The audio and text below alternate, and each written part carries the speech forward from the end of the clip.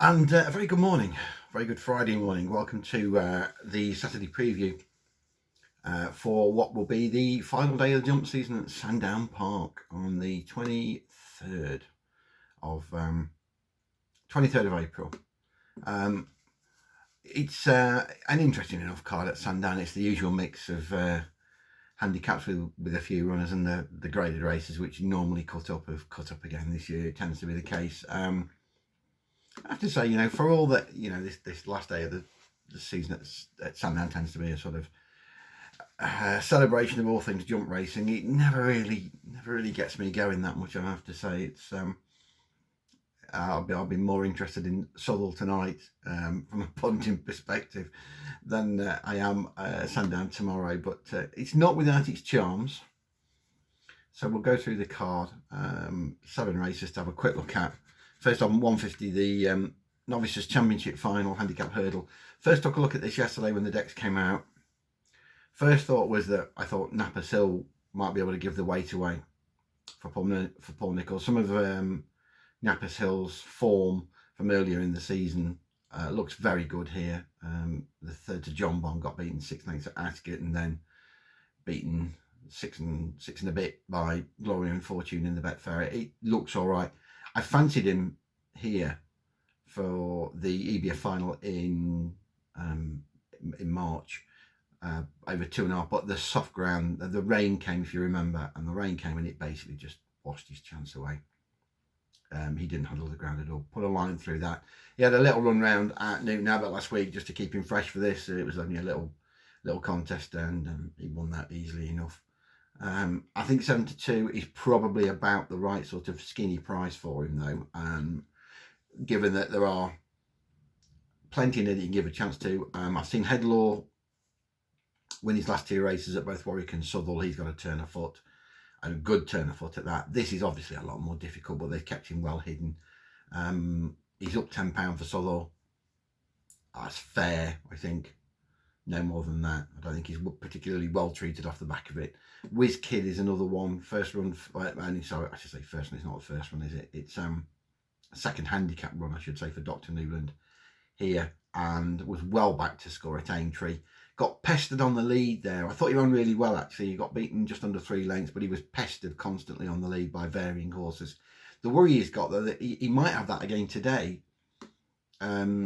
When you look at the race, you've probably got the likes of, I think Dibble Decker will probably go from the front, definitely Boomborn possibly from the front. Red Vision went from the front last time at Sedgefield. So you might have a similar scenario. Killian Leonard coming off, Sam Twiston Davies on is obviously a plus. You can give Which Kid a chance, but again, he's been reasonably well found in the market. He's about a 6-1 chance. And initially, I wasn't going to have a bet on the race. I thought, everything's the right sort of price. I've had another look this morning with fresh eyes. And if Hasty Parisian for Milton Harris keeps drifting, he's a 16 chance at the moment. I'm hoping he'll go missed here, mainly because last time out at Foss Lass, Boomborn beat him fair and square, just under 2 3/4 lengths. He beat him. Now, the handicapper is in effect left in lane, but he's got a race from £4 out of the handicap here, which is obviously a worry. And it doesn't make his task any easier, and it's that makes me think he's going to drift a little bit. But to me, the more I watch that race back, the general consensus is, he was flattered to get that close to Boomborn, who always had the race in control. However, the speed figure for that race is really good, very, very good actually. And Hasty Parisian has already won here at Sandown. He came up the hill really well here last month when he beat Langefeld. Now, again, that was on soft ground, but he does handle quicker ground. It was quicker at Foss Lass. So, if effectively he's £4 worse for 3 lengths, which should see him continue to drift and drift and drift. But I think this test will suit him. They'll go hard. We know he comes up the hill. We know he acts on the ground. He's getting cheap pieces for the first time tomorrow. I think that's going to help his cause as well. Milton Harris is still in good form.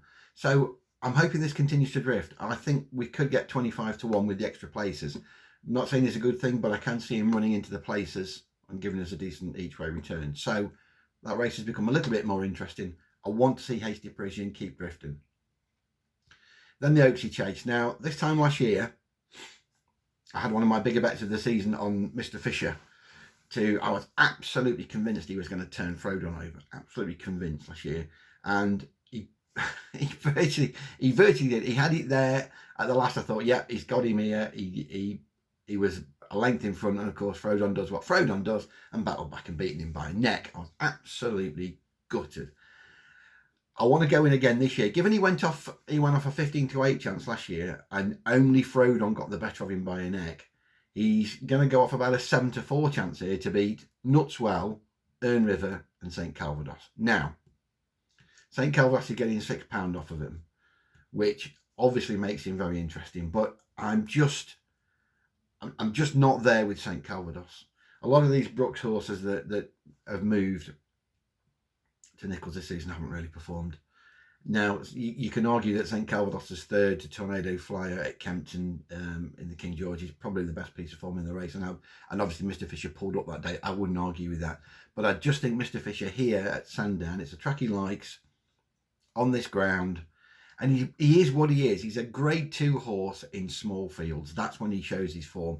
Look at that, January at Kempton when he beat Eldorado Allen. That sort of shows you where you are, I think, with Mr. Fisher. And I think if you get in 7-4, I think that's reasonable.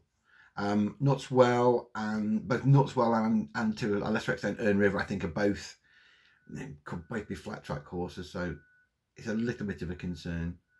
And as I say, St Calvados, I'm just not convinced he's the horse that perhaps he was. This is a great chance for him getting £6 off Mr. Fisher, and if he can't win this, then he you're really sort of looking at where you're going with him. Both he and Mr. Fisher have been campaigned at the highest level this year. I just think Mr. Fisher in this sort of grade small field, it's ideal for him. And I think they might even go from the front, tomorrow. There's no obvious one. Maybe Erne River has made it in the past. Maybe he will. If he does, great. They can just sit in behind. If not, I think James Bone can dictate the pace. So, I'm hoping he gets back my losses from last year is what I'm trying to sort of say. Celebration Chase at 3 o'clock again, small field. I think Nube Negra is the best horse in the race, and getting Nube Negra on good ground and fresh, I think, is the key. For all that Granatine is, a genuine grade 1 horse here, and beat Altuor last year, and then came out, won the Tingle Creek, beat Hitman easy enough. When they were both at their peaks, if you like, for the Champion Chase last year, Nube Negra came out on top, and I think they made a mistake in running Nube Negra in that Tingle Creek, because I'm pretty sure that they weren't going to run him in that after he'd won the show at Cheltenham the previous month, 3 weeks before. I think it was about 3 weeks before. Because he's best fresh, and then there was a change of heart, and it's we'll have a go for the Tingle Creek, and he's not been seen since. And I think that's probably to his advantage here, because I think catching him fresh, small field, where he's able to dominate these, and I think he will dominate these, is the key. 6-4 is the right price. It's not overpriced. So whether I'm having a bet or not is a different matter, but I think Nube Negra can beat Granatine tomorrow in that celebration chase. On to the 365. I don't really like the race very much, in truth, as a betting medium. There's a lot of horses in here. I mean, they're all pretty much fully exposed. We know where they are. You know that Kitty's Light's going to be in the first 4. You can pretty much guarantee that, the likes of Captain Nord's going to run his race again. Win My Wings looks high enough now, I have to say, up another £14 for that win in the Scottish National. I know beat Kitty's Light easily that day, but this is Kitty's Light's track, and I think Kitty's Light will reverse that form. Kitty's Light's the right favourite. Look, if you're looking for an outsider here, the only thing I could possibly come up with really was Domaine de Lille for Sean Curran. There are some plus points, and the first one being Brian Hughes being back on board. Brian's ridden the horse 3 times, has won twice on it, including at Cheltenham around this time last year. I thought Cheltenham maybe they'll plan again this time around, but after he'd run quite well in the Beecher, I think it was the Beecher at Christmas at Aintree, was fourth to it was the Beecher, 4th to Snow Leopardess. There was obviously a change of heart, and they wanted to have a go for the Grand National this year. Now, had he not run in the Grand National, I'd have been even more keen on him here. He got round to halfway there before he fell. Wait, they didn't fall. Sorry, that's not true. He unseated his rider. He unseated Harry Bannister at the chair. So he sort of had half a race there, and they just sort of jogged around for the first circuit anyway. So I'm hoping it's not taking too much out of him. As I say, if you look back on his form of last year, what he really wants is a trip on good ground. He gets that here. He beat Q-Star Silver at Cheltenham last year off a mark of 144. He's off 140 here, so £4 lower. So conditions are fine. He's never raced at Sandown. I don't see it being an issue because he's won both left-handed and right-handed, and we know he comes up a hill having won at Cheltenham last year. I don't see a reason why he won't tack around Cheltenham. And you're going to get around sort of 20, 25 to 1, I think, tomorrow. That's probably the best of the outsiders I could come up with was Domaine de Lille here.